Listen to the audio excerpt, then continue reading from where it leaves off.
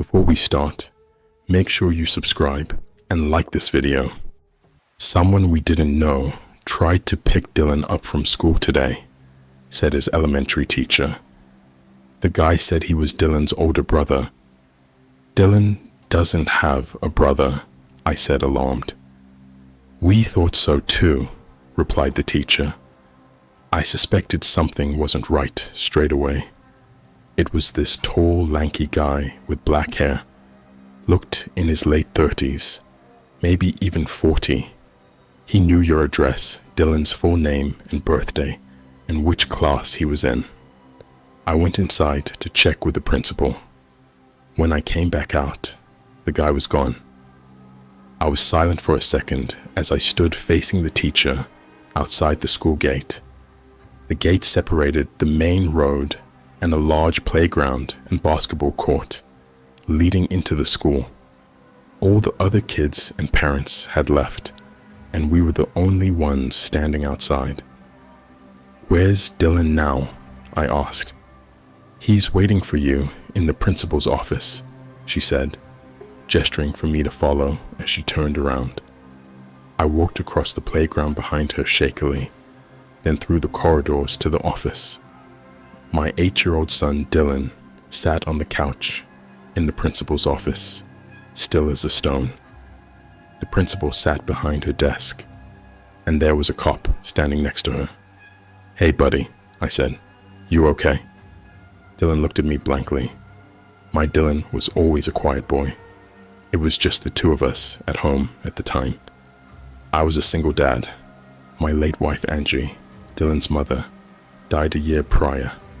She'd been hit by a car while cycling around a sharp bend, and they never identified the driver. I won't go into any more detail here, as frankly, I'd rather not relive that period, but safe to say, it destroyed me. I tried to pick up the pieces and stay strong for Dylan. Was I doing a good job? Only God knows. I received no feedback. Since then, Dylan became even more withdrawn, pretty much remaining silent until spoken to. He was seen by a child psychologist and various other members of the welfare team at school, but after assessment, they were sure he didn't have autism or the like. He could speak up when he was pressed. He was just shy and preferred to keep to himself. The cop confirmed I was Dylan's dad, then asked me a few questions. He finally told us they'd try and find the guy and to report if we ever saw him again. The principal and teacher said a few things. It was a blur. All I remember is sweating profusely with my knees shaking, trying to comprehend the fact that someone had tried to kidnap my son. Dylan, you didn't know that man, did you? Asked the principal. Dylan shook his head. I was on edge after that day. Dylan was my whole world, all the family I had left, and I couldn't stand the possibility that he could be in danger. It made me sick. Who was this bastard? Why my son? Did he know us? Or was it some random creep? I always walked Dylan to and from school thereafter, and was never late to pick him up again. Meanwhile, Dylan himself didn't seem rattled in the slightest. He never mentioned the incident unless specifically asked. At the time, I thought he was just timid and didn't want to cause trouble. A couple of weeks later, after the incident, the same homeroom teacher called me during her lunch break. She said one of the kids in her class saw Dylan talking to a man through the school fence. When she rushed out, the man was gone. When Dylan was asked about it, he said he hadn't been talking to anyone. The girl who apparently spotted him was questioned further, and she was adamant she saw Dylan talking to a tall, lanky man with messy black hair. The cops were called again, did a quick search of the perimeter of the school, but they found no one suspicious. That afternoon, I sat Dylan down at the kitchen table. I won't get angry. I just need you to tell me the truth, I said, trying to steady my nerves.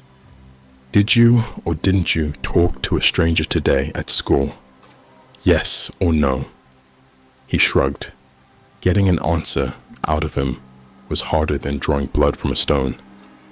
How many times have we told you not to talk to strangers? It's for your own safety. You do understand that, don't you, son? He nodded, looking slightly afraid. I realized I had raised my voice and felt guilty immediately. Exasperated and running on 2 hours of sleep, I left him at the dining table and went straight to bed. That night, I woke at 2 a.m. and went for a bathroom trip. I decided to check on Dylan while I was at it. He wasn't in his room. I called out his name and looked around in the living room and kitchen, getting more frantic as the seconds ticked by. I checked wardrobes, corners, even in cupboards, which made no sense to look in as he'd never fit in them. But I was desperate, thinking he'd been kidnapped. I went out into the street, yelling his name as I ran up and down it like a maniac to no avail. As I came back into the house ready to call the police, I looked in Dylan's room for one last check. He was sitting up on his bed, wide awake and staring back at me. "Where were you?" I asked, relieved but still alarmed. "I was here," he replied. "No, you weren't. I was looking everywhere for you, and you weren't in here." "I was. Had I imagined all of that?" I shook my head, feeling a migraine coming on. "Just stay in your room, okay? Don't scare me." I thought my eyes had deceived me somehow, and the paranoia was getting to me. Perhaps I should have paid attention to the fact that the window was wide open. About a year after those incidents, I heard a knock at my apartment door. I was inside doing some paperwork while Dylan was in his room playing Minecraft. I was on alert immediately. No one ever knocked on the door. We lived in a block of apartments, and friends or acquaintances would always wait outside the main door, ring the doorbell, and I would greet them downstairs. This meant it was likely an upstairs or downstairs neighbor who needed something. I had a few of their numbers from when we moved in, for contact should the need ever arise, but we weren't close at all. I wondered what could be the problem. I walked up to the door and looked outside the peephole. There was no one there. Odd, I thought. Perhaps I had heard something. Those random occurrences were commonplace now, and second-guessing myself was just in my nature at that point. As I walked back to my desk in the living room, I heard another knock. Something was up. I walked up to the door again. No one seen through the peephole. Was someone pranking us? I stood just behind the door and texted my upstairs neighbor, asking him if he'd knocked on the door. A few moments later, I heard footsteps upstairs that went in the direction of the door, then hurriedly back into the apartment. I then received a text back about a minute later. "Do not open the door. There's a guy with a huge knife crouching, hiding right next to your door." My phone buzzed again. Another text from my upstairs neighbor. "Calling cops RN. Stay inside." I froze as all the hairs on the back of my neck stood up. I was paralyzed for a few seconds. When I came to my senses, I tiptoed to Dylan's room. "Stay inside. Keep quiet," I whispered, my eyes bulging, beads of sweat dripping down my forehead. I had never felt my heart beat so fast. Dylan looked up and raised his eyebrows as I shut his door slowly and stood outside it, about to throw up and shit myself. At the same time, we were so still that I could make out quiet but frantic talking upstairs and more rushing footsteps. I read my upstairs neighbor's texts again to make sure my eyes hadn't deceived me. I tiptoed to the kitchen and grabbed one of my own kitchen knives. then returned to the same spot outside Dylan's room, anticipating a crazed psycho busting down the door at any second. I chanted manic prayers for safety on repeat in my head. Not a sound came from inside his room. After what seemed like years, I heard sirens in the distance, and my heart rate started to slow a little. My grip on the knife handle loosened. Eventually, I heard some shouting, more footsteps and banging that gradually faded in volume. "This is the police," shouted a voice. I looked through the peephole to confirm that it was a cop, then opened the door, knife still in hand. They were very reassuring and informed us that a tall, lanky man with black hair had just been apprehended and taken into police custody. He had knocked on my door and was waiting for someone inside to open it. He was indeed waiting with a freshly sharpened knife. What was he going to do with it? To the first person who opened that door, which was going to be me. Well, if it isn't obvious, then your guess is as good as mine. This guy's name was Gregory. He seemed to bounce around from place to place with no permanent address, even traveling between states and doing petty crimes like theft, harassment, and occasionally stalking minors. When they did a more thorough search, it turns out he had been involved in at least one gruesome murder in a different state and ended up being given a life sentence for it, along with his accomplices. I wouldn't have wished that terror upon anyone, but these unfortunate things happen. The side effects of the psychological damage I experienced that day have never left me. However, I know people who have been through similar horrors, but never lived to tell the tale. So I looked on the bright side and counted myself lucky. Where there are sick freaks, there will be victims. The sicko was in jail, and I thought that was the end of it. But there was a different side to the story that I only uncovered 10 years after the incident. Dylan was due to leave for college, living away from home for the first time.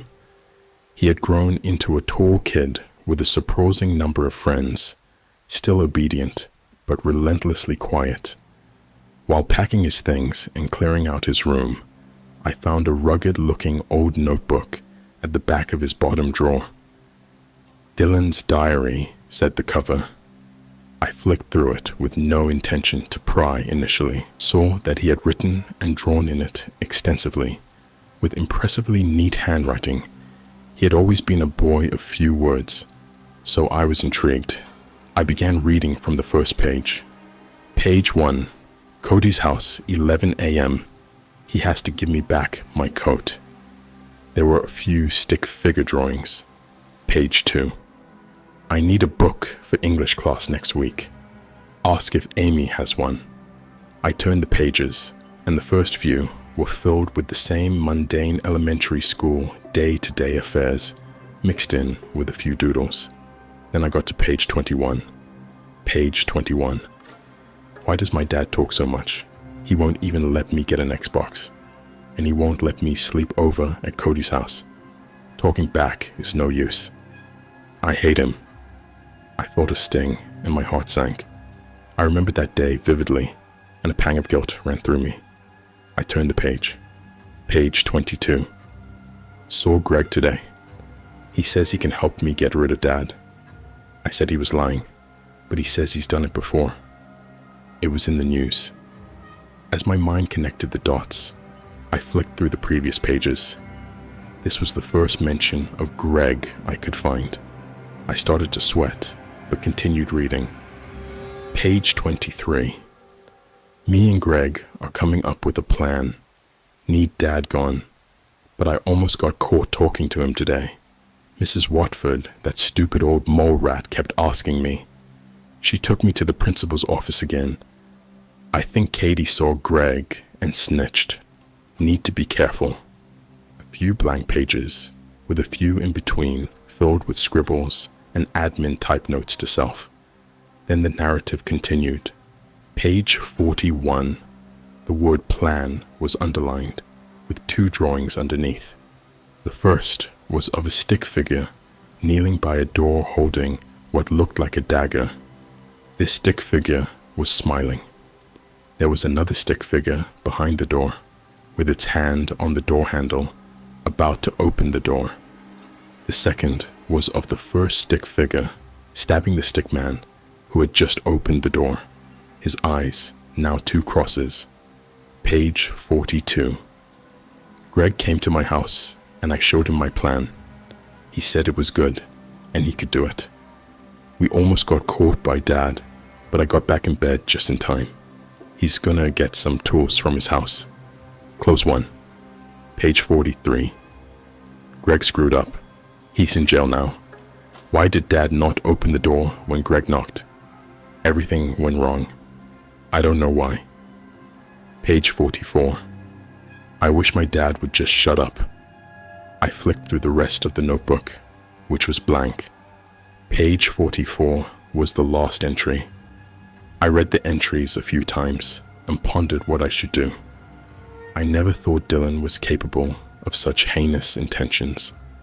Confused and upset, I acted as if nothing had happened for a few days, but on the day he was due to leave for college, I couldn't hold it in anymore. I brought his duffel bag down and hooked it on his suitcase. He was ready to head to the station, standing outside the door with the suitcase and his backpack. Dylan, when you were younger, did I ever say or do anything that hurt you?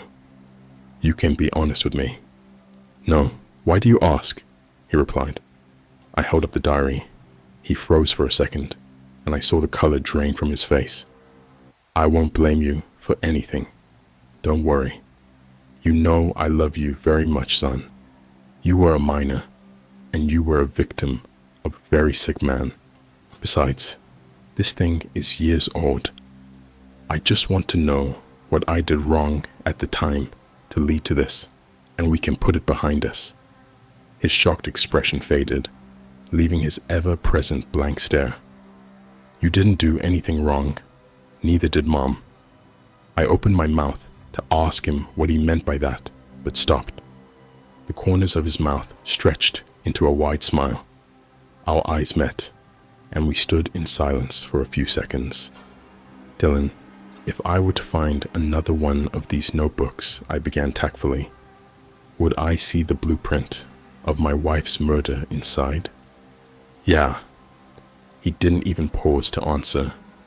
Then he gripped the handle of his suitcase and walked off down the street. That was 2 years ago now. I never forgave him. Every night I still lie awake thinking whether he was born that way, or it's somehow my fault. We haven't talked since he left that day, and he hasn't come back home. He's never tried to contact me, and I haven't likewise. It looks like he's doing well in college from his Facebook posts. He seems to have a lot of friends, so I assume he got his own place or stays with one of them. I wonder if any of them will ever find out who he really is. Wouldn't blame them if they never do. After all, I still don't know who my son is, and I raised him for 18 years. Inside the circle, I like exploring. From state parks to virgin wilderness, I love going out and seeing things. I used to go alone a lot, just communing with nature and really roughing it. But thankfully, on the day in question, I had someone with me. Jake hadn't wanted to go, had said he had a bad feeling about it, but I insisted. Jake is kind of a shut-in, and I thought that some fresh air and sunshine might help get out of his shell a little. Plus, it was spring, and who doesn't like to go hiking in spring? We were hiking in North Georgia, a state park I won't name so you don't go looking for it. It's beautiful out there. There's a river running through the gorge, places to swim and picnic, rock walls to climb, if you're feeling bold, and lots of nature to commune with. We had come to the end of the usual trail, the river continuing on, even if the marked trail didn't, and Jake looked at me oddly when I didn't turn around and go back. I want to see what's up ahead, I told him. I had never been beyond that, but I'd always wanted to. No way, he said. That's out of bounds. The signs say there are holes or unstable terrain. So, I asked. So, it means it is dangerous. I know you're all about exploring, Chuck, but I'm not trying to die today. Oh, come on, I prodded. Just a little bit further. Don't be a wimp. He looked like he wanted to go back, but my heckling had gotten to him a little. Okay, he said. But if it looks bad, we turn around, understand? Yeah, I said, waving him off as we went past the signs and onto the unmarked trail. The signs were needless anyway, I thought. Georgia is swampy in some places, and sinkholes and subterranean caves aren't that uncommon. We'd just avoid the soft areas, and we'd be fine. I had read online that there was a waterfall at the end of the trail, but I had never seen it. Some hikers said it was beautiful, and that it went all the way back up the cliff, which would be a pretty long drop for a waterfall. I wanted some pictures for my travel blog, and as we walked down the trail, I knew this was going to be a hike we'd both remember for years to come. I must not have been watching where I was going very closely, because all the warning I got was a little cracking sound before I was suddenly in free fall. I was watching the hole in the ceiling get smaller and smaller as I fell, and then everything went black for a little while. When I opened my eyes, that circle of light above me was more like a spotlight. I groaned as I tested my limbs, my back, and my neck, and found myself mostly in good shape. My head hurt, but my arms and legs still worked. I had fallen onto some kind of moss, something that had probably saved my brains from being splattered all over the floor. And as I lay there staring up into the ceiling, I saw a silhouette impose itself over some of the light. Chuck, thank God. I thought you were dead. I'm trying to get the rangers, but I can't get a signal. You break anything? I sat up a little, rubbing my head where a knot was forming. I felt a twinge of pain in my back, but nothing too bad. I was smart enough not to push it though, lest I mess myself up further and unrepairably. I don't know. My back, I think. Well, that's better than most people after they fall into an underground cave, I guess. Unfortunately, I got all the climbing hooks, and you got all the rope. I'm gonna head back up to the swimming hole and see if I can get some help. Hang tight, I'll be right back. Before I could say anything, Jake was gone, and I was left with nothing but the moss and the darkness around me. I didn't know how big the cave was, if I was in a cave at all, but the blackness seemed deep and impenetrable. As I lay there, the pain beginning to seep into my body, I thought I heard something. It was slight, no more than a tickle on the senses, but it was definitely something. It was like something with claws walking quietly on stone, like a rat, but bigger than usual. I thought it was my imagination at first, but as it circled my spot, like a shark preparing to strike, I realized I wasn't imagining it. I lay as still as I could, hoping that whatever it was would decide that I wasn't interesting or eatable. But when it spoke, I was taken off guard. It sounded like a woman, like a young, pretty woman. Hello? I stayed quiet, not sure what was going on, hoping it was a delusion or a hallucination. Is someone there? It sounded real enough, not like any of the voices I'd ever heard in a daydream or a regular dream, and despite myself, I decided to answer. Hello? There was silence for several long breaths, and then it spoke again. Are you from up there?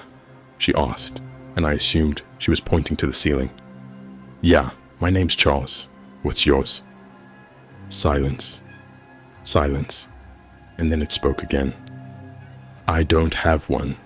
No one has ever called me anything. That was weird. I didn't know anyone who didn't have a name. It made me wonder how long she had been down here, and who had left her down here. Had she fallen into one of these subterranean tunnels like I had? Had she gotten trapped without a way out? I asked her, but after 2 long breaths, she told me she didn't know.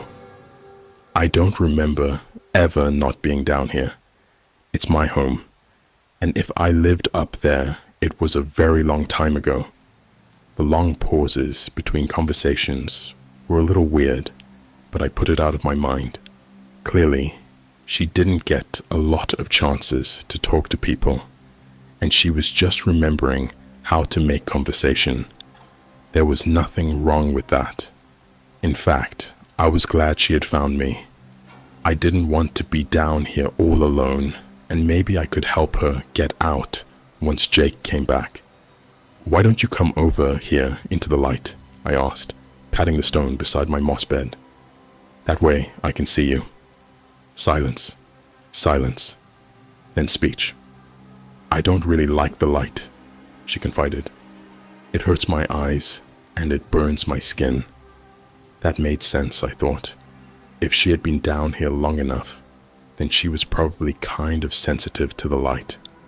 I remembered reading about people who live in the dark too long and go blind when they take them in the sun, and I felt foolish for asking. It was really more my sense of vanity anyway. The idea that I might be talking to some old hag had crossed my mind, but she sounded young and pretty, and I guess I just wanted a look. Is there anyone down here with you? I asked, hearing my throat click as I said it. My throat was dry, and when I reached behind me, I felt for my water bottle and realized it had rolled off in the fall. I was thirsty, and I didn't know how long Jake would be gone. Hey, you don't see a clear bottle anywhere in there, do you? There's water in it, and I'm very thirsty. Sitting in the sunbeam wasn't helping matters much, and I was too scared to move to go looking for my sunscreen. I wasn't in a lot of pain, but they said that neck and back injuries could be exacerbated if you moved. I lay there, frying like a fish, and I just knew I was gonna have a wicked sunburn when I finally got out of here. When the water bottle rolled out the darkness and bumped my hand, I had to stop myself from flinching away from it. I reached down, trying to move as little as possible, and as the water hit my throat, it was like pure honey. I splashed a little on my face, imagining I could hear the sizzle, and sighed in relief as I found some comfort from the heat. Thank you, I said, looking at the darkness as if expecting to see someone peeking out at me. Silence. Silence. Then, no problem. You're the first person I've had to talk to in a long time. I didn't want you to lose your voice. I smiled, glad to give her the comfort of a human voice. We talked a little, mostly involving me talking and her adding in things every now and again. I told her about hiking, about Jake, about the world above, and she seemed to enjoy my descriptions of things like TV and movies. For her part, she told me she had lived in the tunnels down here for a while, and that she could see in the dark pretty well. She ate whatever she found in the tunnels, and I wasn't the first person to fall in. That made me feel bad for her. None of them offered to get you out. You are the first one to be alive when you fell in.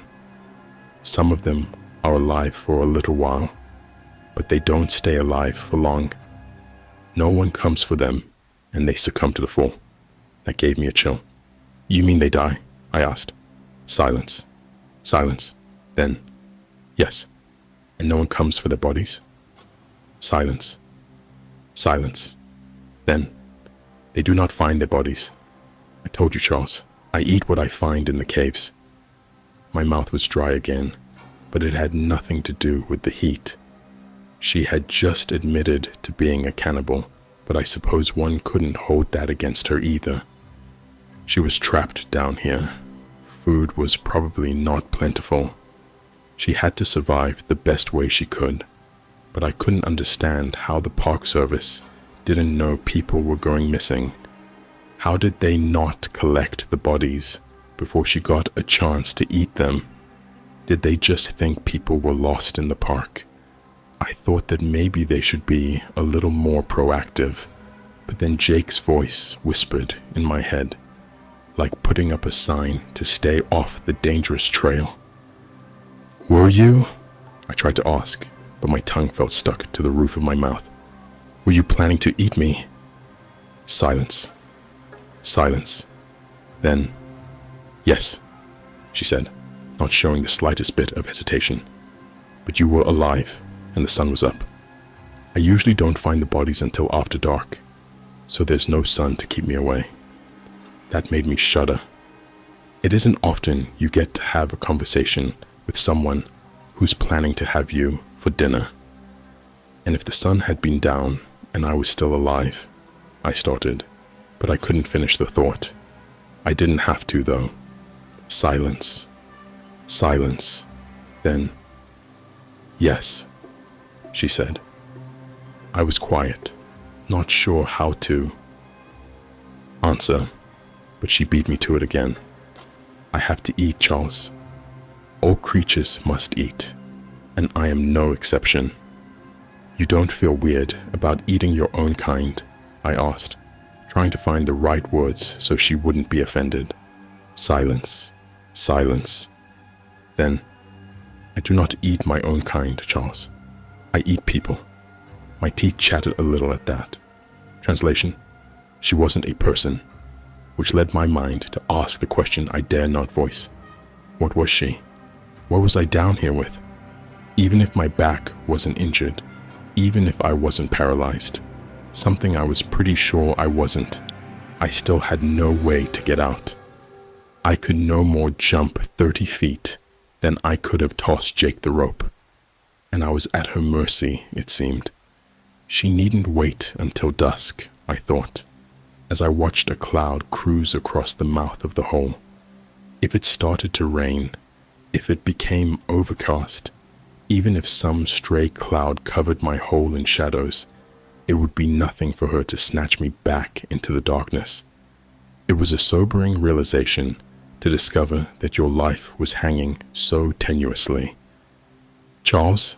She asked, and I heard that clicking noise getting closer. Charles, are you okay? I hadn't noticed until now, but her voice sounded artificial. It was like something approximating the sound of a voice, a speaker playing someone's voice from a video or something. It was a good copy, but I wanted to know what was making it. The longer I lay here, the less certain I was that she was a girl, and the more certain I was that I was talking to a monster. Charles, she said, and there was worry in her voice, as well as hunger. I'm here, darling, I said, making myself answer her. I was just wool gathering. I hit my head when I came down, and it made me feel a little woozy. The clicking came even closer to the circle of light, a circle that was, suddenly, not nearly wide enough. I do not know this word woozy. What does it mean? Is it like being tired? Yeah, I said. Yeah, it's a lot like being tired. I kept looking up, hoping to see Jake and the Rangers up there. How long had he been gone? It had to be at least a half hour. I couldn't imagine that no help had come in half an hour. Even if he had walked all the way back to the station at the trailhead, someone should have come back by now.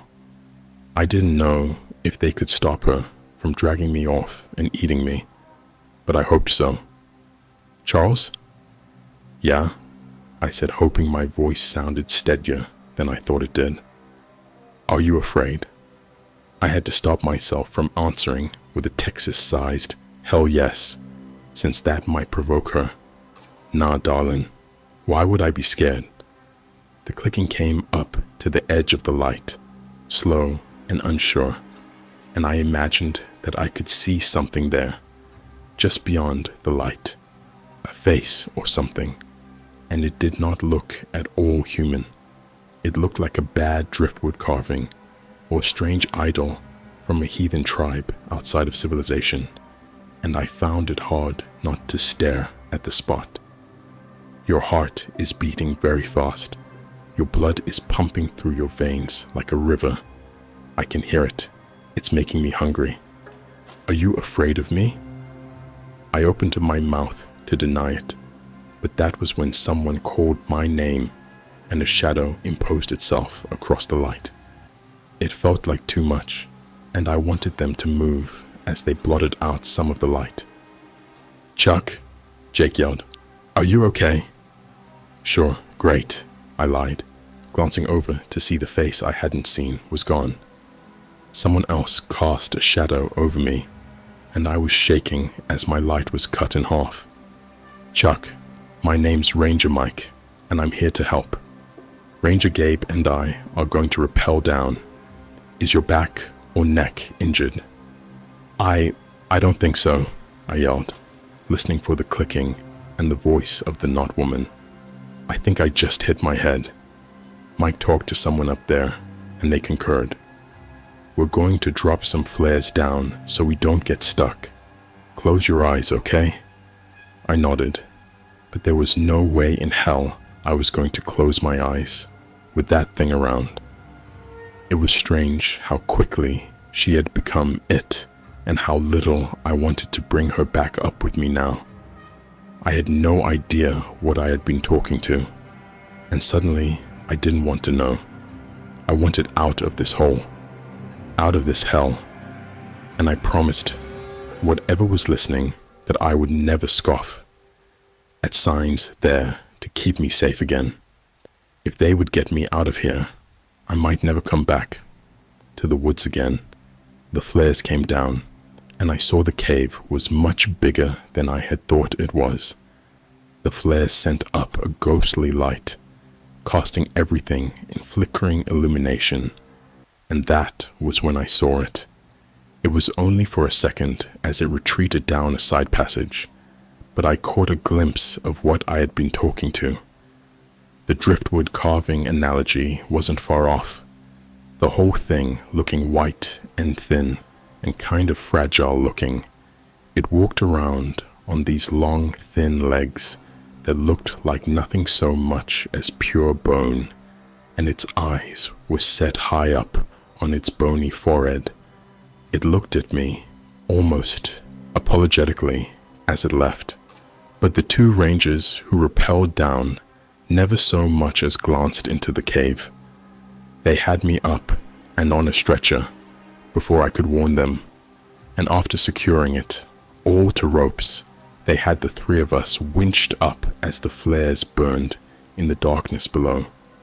There were more rangers at the top, paramedics too, and as they got me topside, I was dragged to stable ground and checked out by the EMTs. They said the bruise on my head was nasty, but there probably wasn't any brain damage. My spine appeared fine, though they wouldn't know for sure until I had an EKG, and my neck felt okay too. Ultimately, they said I was very lucky, and I told them they didn't know the half of it. I'm in a hospital room now, waiting for my EKG, but I just wanted to get this down while it was fresh. I can't prove that it wasn't a hallucination. The ER doc said I was definitely concussed, but I think it was all real. I talked with something under the ground, something that would have eaten me if it hadn't been for the light encircling me. I was extremely lucky in a lot of ways, and I thank God I made it out with little more than cuts and bruises. When or if I hike again, I'll be paying attention to the signs from now on. You never know what you might find just below the surface. Please subscribe and like the video. Also comment your favorite horror movie so I can stay motivated to upload more videos like this.